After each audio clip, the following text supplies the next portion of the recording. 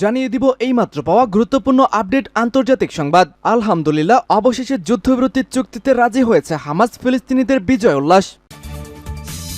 এদিকে জাতিসংঘ থেকে ফিলিস্তিন রাষ্ট্র গঠনে পূর্ণ সদস্য পদের পক্ষে ভোট দিয়েছে বেলজিয়াম। এবারে 142টি দেশের পক্ষ থেকে স্বাধীন রাষ্ট্র হিসেবে ফিলিস্তিনকে স্বীকৃতি দেওয়ার ঘোষণা এসেছে। জানাবো দুপুরে ইসরায়েলি ঘাঁটিকে লক্ষ্য করে কয়েক ডজন রকেট নিক্ষেপ হিজবুল্লাহর।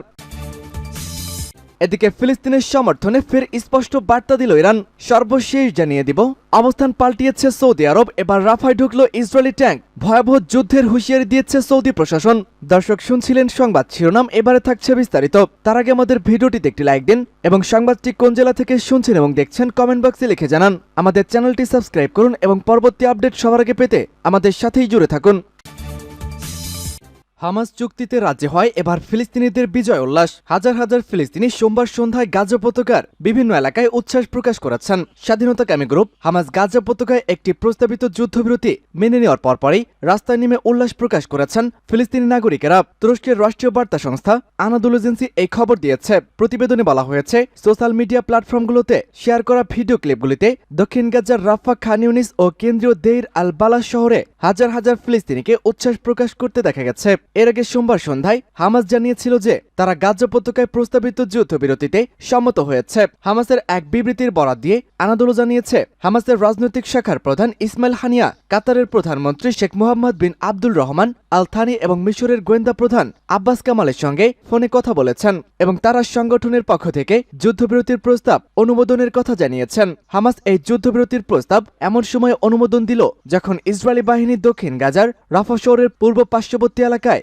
অভিযান চালানোর ঘোষণা দিয়ে সেখানকার ফিলিস্তিনিদের সরিয়ে নেওয়ার আদেশ জারি করেন। প্রায় 15 লাখ উদ্বাস্তু ফিলিস্তিনি সেখানে অবস্থান করেছেন। ইসরায়েল অনেকদিন থেকেই এই রাফায় অভিযান চালানোর হুমকি দিয়ে আসছে।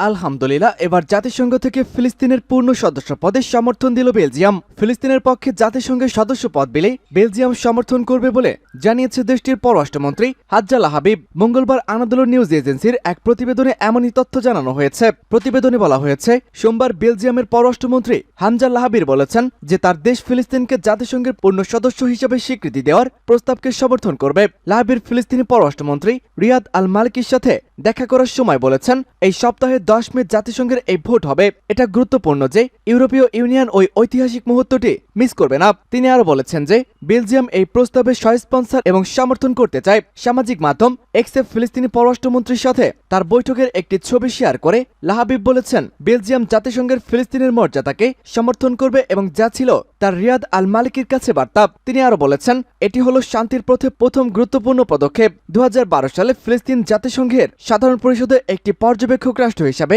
গৃহীত হয়েছিল। এ সময় দেশটির দূতকে জাতিসংঘের সংস্থাগুলোতে অংশ নেওয়ার অনুমতি দেওয়া হয়েছিল, কিন্তু কোনো ভোট দেওয়ার ক্ষমতা দেওয়া হয়নি। ইসরায়েলি ঘাঁটিকে লক্ষ্য করে কয়েক ডজন রকেট নিক্ষেপ করেছে হিজবুল্লাহ যোদ্ধারা। ইরান সমর্থিত হিজবুল্লাহ গ্রুপ জানিয়েছে, তারা লেবাননের পূর্বাঞ্চলে ইসরায়েলের একটি হামলার প্রতিশোধ হিসাবে সোমবার গোলান মালভূমির একটি ইসরায়েলি ঘাঁটিতে বেশ কয়েকটি কাতিউশা রকেট দিয়ে হামলা চালিয়েছে। এর আগে লেবাননের সরকারি মিডিয়া জানায়, দেশটির পূর্বাঞ্চলে সোমবার ভোরে ইসরায়েলি হামলায় 3 বেসামরিক লোক আহত হয়েছেন। তবে ইসরায়েলি সেনাবাহিনী দাবি করেছে তাদের নিক্ষিপ্ত রকেটগুলো হিজবুল্লাহ একটি সামরিক কম্পাউন্ডে আঘাত এনেছে। এদিকে হিজবুল্লাহ যোদ্ধারা ইসরায়েলের নাফা ঘাঁটিতে গোলান বিভাগের সদর দপ্তর লক্ষ্য করে বেশ কয়েকটি কাতিউশা রকেট নিক্ষেপ করেছে। গ্রুপটি এক বিবৃতিতে বলেছে, এটি লেবাননের ব্যাকা অঞ্চলকে লক্ষ্য করে শত্রুর হামলার জবাব। গত বছরের 7 অক্টোবর দক্ষিণ ইসরায়েলে স্বাধীনতাকামী হামাসের হামলার প্রেক্ষিতে গাজা পতাকায় উভয় পক্ষের মধ্যে যুদ্ধের সূত্রপাত হওয়ার পর থেকে ইসরায়েল ও লেবাননের হিজবুল্লাহর মধ্যে আন্তঃসীমান্ত গুলি বিনিময় অব্যাহত রয়েছে। সাম্প্রতিক সপ্তাহগুলোতে হামাস মিত্র হিজবুল্লাহ উত্তর ইসরায়েলে হামলার তীব্রতা বাড়িয়েছে, আর ইসরায়েলের সামরিক বাহিনী লেবাননের ভূখণ্ডে ভয়াবহ হামলা চালিয়ে যাচ্ছে।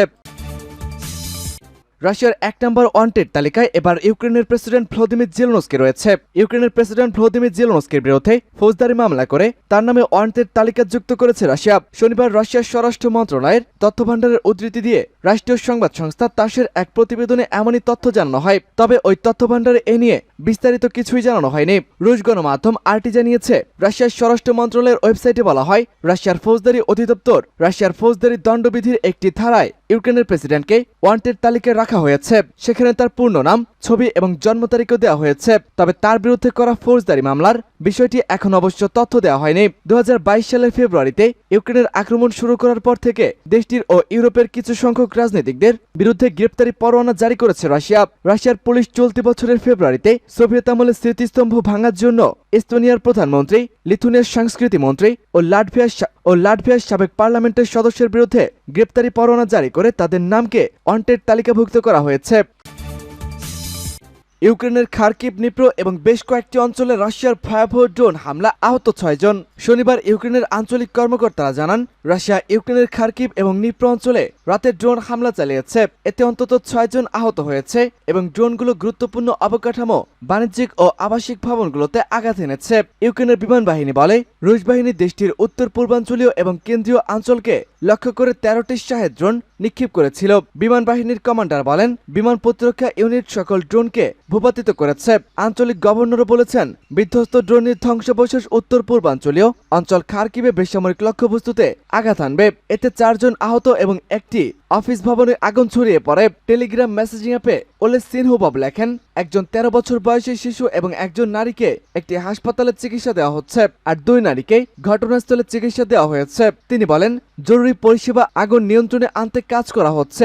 আঞ্চলিক গভর্নর সের্গেই লিসাক বলেন, দিনিপ্রোভস্ক অঞ্চলে 2 ব্যক্তি আহত হয়েছে। তিনি বলেন, এটি একটি গুরুত্বপূর্ণ অবকাঠামো এবং 3টি বাড়ি ক্ষতিগ্রস্ত হয়েছে।